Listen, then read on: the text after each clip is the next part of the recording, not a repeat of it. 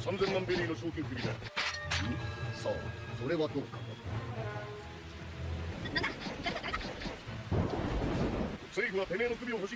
Hey there, pirates! Welcome aboard the Anime No Mi channel. Finally, the meeting between Luffy and Dragon is about to happen. However, Dragon is not looking for his son. In fact, he is seeking Nika, the sun god, which will inevitably lead him to Luffy, as the two share a great mission to fulfill together. And I'll reveal all of this to you in today's video. I hope for your support to help our crew win, and to do so, you just need to click the thumbs up button, leave a like, and subscribe to the channel. By doing this, you will win an incredible devil fruit, so just comment which fruit you want. Guys, Dragon may know about the sun god, and this changes everything about his story and Luffy's, especially considering the secrets that the world of One Piece still holds. Perhaps the connection between Dragon and the sun god is rooted in something much deeper than it seems at first glance. Who knows? Maybe he uncovered this information through ancient documents or even a legendary library like the one in Elbaf, and this discovery shaped his worldview and his actions against the world government. To start exploring this, we can look at the chapters that have already hinted at the existence of secret archives, characters with access to forbidden knowledge, and the symbolic importance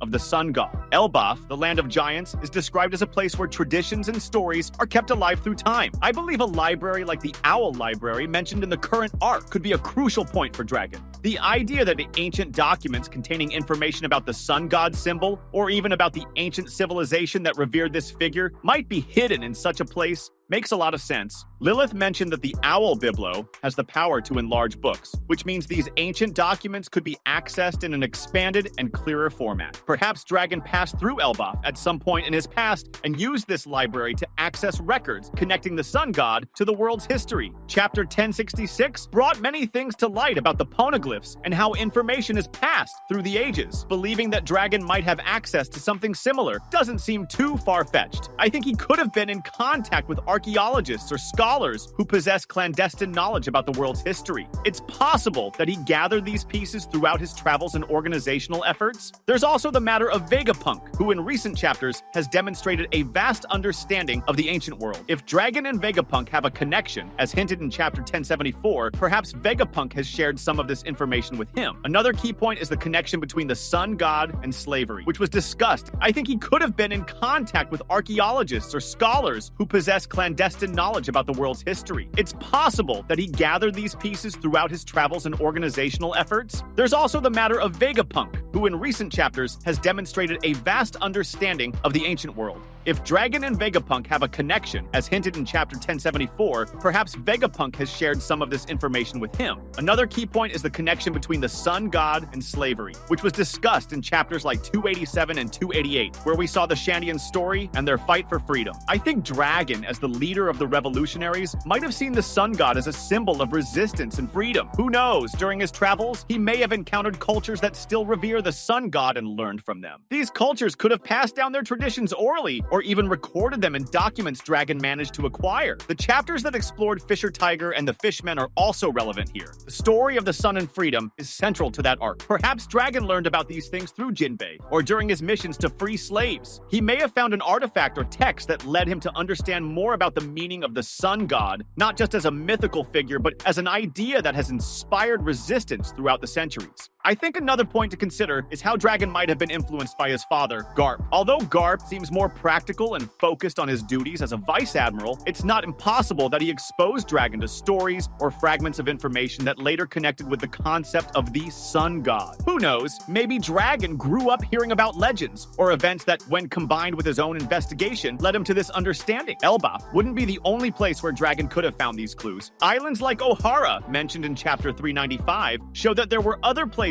where ancient knowledge was stored. I think Dragon might have had contact with O'Hara survivors or documents that escaped the destruction. If he has some connection to Robin, as suggested by the revolutionaries' concern for rescuing her, perhaps she also shared information about the sun god with him. Another point is how the sun god could be connected to the Void Century. In chapters 967 and 968, we see Roger and his crew discovering clues about the world's past. I think Dragon might have followed a similar path, seeking to understand what happened during that period and how the sun god fits into the narrative. Perhaps he found evidence that the sun god wasn't just a symbolic figure, but also an important part of the resistance against the ancient regime. Now, if Dragon truly discovers that Luffy represents the sun god Nika, it could mark a significant moment in his journey and how he approaches his mission against the world government. The revelation that his own son carries the spirit of an ancestral legend would certainly resonate deeply with Dragon, both as a father and as the leader of the revolution. Perhaps this discovery will drive him to make an even riskier decision, to seek a meeting with Luffy, even if it means deviating from his main agenda and exposing himself to greater dangers. Considering Dragon's current position in the conflict against the Celestial Dragons, he might find himself in a situation where his strategy needs to change. Chapters like 1054 and 1055 have already shown the impact that figures like Shanks have had in protecting certain truths about the world. This makes me think Dragon might be at a point where the information he has gathered about the sun god Nika, combined with his fight against the Celestial Dragons, leads him to realize that his battle is just part of something much bigger. Maybe he will start to understand that Luffy is a key piece in achieving this future.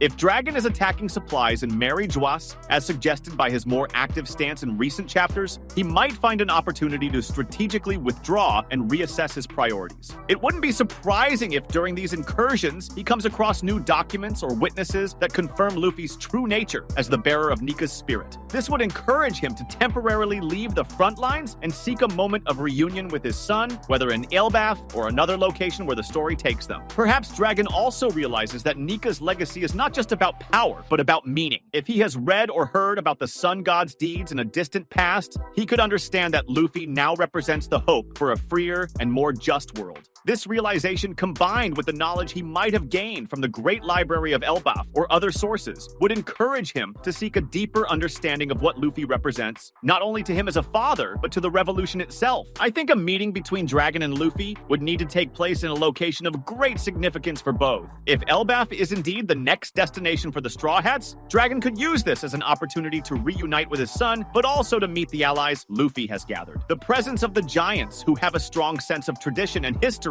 could offer Dragon a safe and respectful environment to discuss Luffy's true nature and the role he is destined to play in the future. Perhaps Dragon sees this meeting as a chance to strengthen his own convictions. So far, he has led the revolution relying on his strength and the alliances he has built, but he might come to realize that the fight against the world government cannot be won with strategy and courage alone. By meeting Luffy and understanding what it means to be the sun god Nika, Dragon could find a new source of hope and purpose for his cause. This in turn might lead him to a shift in approach, integrating his revolutionary vision with the freedom that Luffy embodies. I also think there's a possibility that Dragon might use this meeting to share crucial information with Luffy. He could reveal details about the world's history that only he knows, perhaps related to the true history or the Pluton weapon, given the impact such discoveries could have on the fight against the world government. Dragon might not be a fighter with superhuman powers like Luffy, but his intelligence and experience in the battle for freedom would be a valuable addition to the Straw Hats' journey. If Dragon truly decides to seek out Luffy, I think it would be a moment filled with emotions and reflections. Both characters have strong personalities and different worldviews, but the bond between father and son transcends those differences. Perhaps Dragon sees in Luffy not only the hope for a better future, but also the realization of everything he has always fought to achieve. And who knows, this meeting might also be an opportunity for Dragon to acknowledge the role he should play as a father, something he may have neglected in the name of his mission. In this way, I think this potential reunion between Dragon and Luffy could mark the beginning of a new phase in the story of One Piece.